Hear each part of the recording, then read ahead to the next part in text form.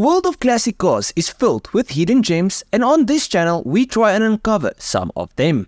And today I have found yet another one, the 1954 Pegaso Z-102 Coupe, and this car is a shining example of really cool but lesser known cars from the past.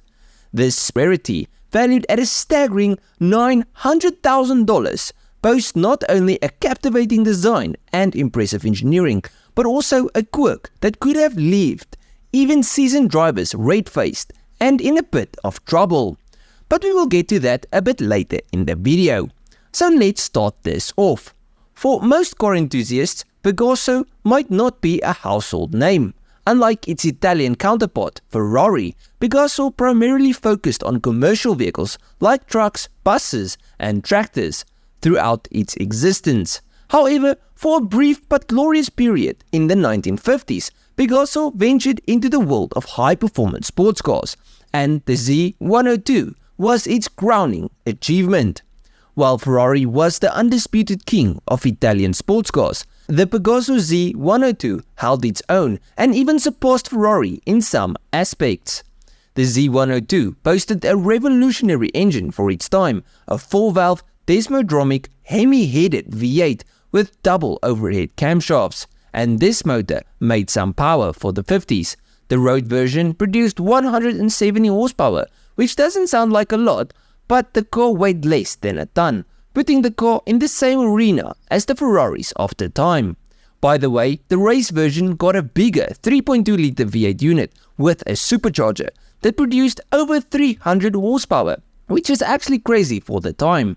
Anyways, the Z-102's engineering prowess extended beyond the engine. You see, it featured a trans-axle layout, a design where the transmission is located at the rear axle for better weight distribution, which helps with handling.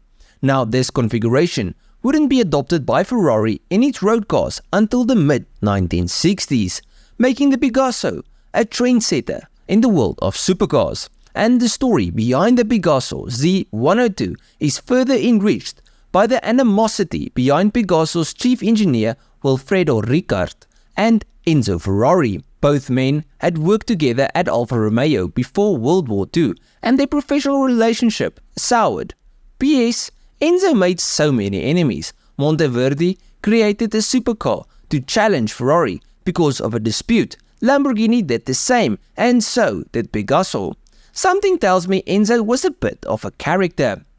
Anyways, only 83 Z-102s were ever built between 1951 and 1958, making them highly sought-after collectibles. Among these 83, there are some even rarer models. For instance, this particular 1954 model. This car is sporting a body crafted by the renowned Parisian coach builder Jacques. And I'm not even going to try and pronounce his surname. I will butcher it, but here it is on the screen.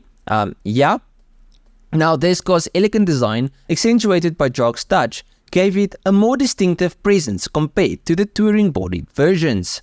Now, this specific Z-102 has a remarkable history, having been displayed at the prestigious 1954 Paris Motor Show and participating in the renowned Pebble Beach Concours d'Elegance.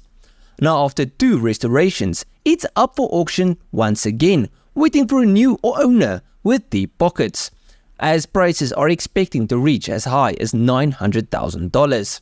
Anyways, remember that interesting quirk I mentioned earlier in the video?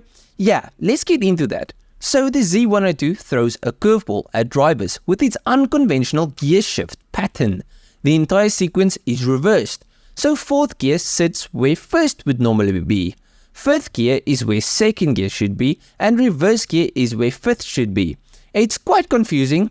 Now imagine buying a $900,000 car, being used to driving a normal manual car, and then money shifting that super classic rare car and destroying the motor and gearbox on your very first drive. So when driving this thing, you have to be really focused, because muscle memory might screw you up. Anyways, to end it off, the 1954 Pegaso Z-102 Coupe is more than just a rare and beautiful car. It's a testament to Spanish engineering prowess and a reminder of a bygone era of automotive innovation. Its quirky transmission might be a hurdle, but for those who appreciate history, performance, and a touch of the unexpected, the Pegaso Z-102 is a truly remarkable machine. But at the end of the video, please let me know what you think of this car's design. Why do you think so many people build cars just to spite Enzo Ferrari? And do you guys like the styling of this car?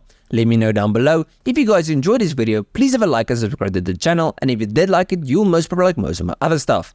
So just go through my channel, see if there's something else you like. I'll check you guys in the next one. Cheers, eh?